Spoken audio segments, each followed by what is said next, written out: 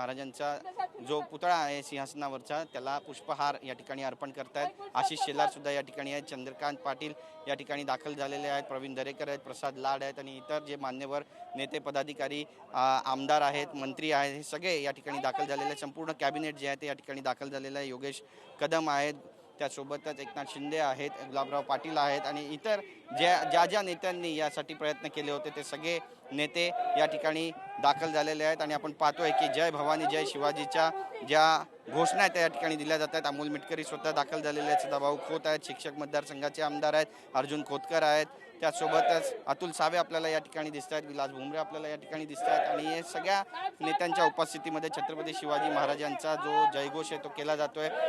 मुरजी पटेल सुद्धा या ठिकाणी पायऱ्यांवरती उभे आहेत। इतर सगळ्या आमदारांच्या उपस्थितीमध्ये आपण पाहतोय महिला आमदारांचा देखील यामध्ये समावेश आहे आणि छत्रपती शिवाजी महाराजांचा जयघोष सध्या विधान भवनामध्ये पाहायला मिळतो। आदिती तटकरे आपल्याला या ठिकाणी दिसत आहेत आणि युनेस्कोच्या यादीमध्ये जे 12 गडकिल्ले समाविष्ट झालेले आहेत ते महाराष्ट्रासाठी खरं तर गर्वाची बाब आहे आणि हा जो मुद्दा आहे तो आता भाजपकडून कुठेतरी एनकॅश केला जातोय अशी सुद्धा चर्चा रंगू लागलेली आहे। मोठं यश सरकारला मिळालेलं आहे अशी चर्चा सुद्धा विधान भवनामध्ये आहे आणि असं चित्र सुद्धा आपल्याला या ठिकाणी दिसतंय। महाराष्ट्राचे 3 प्रमुख नेते छत्रपती शिवाजी महाराजांचा जयघोष देताना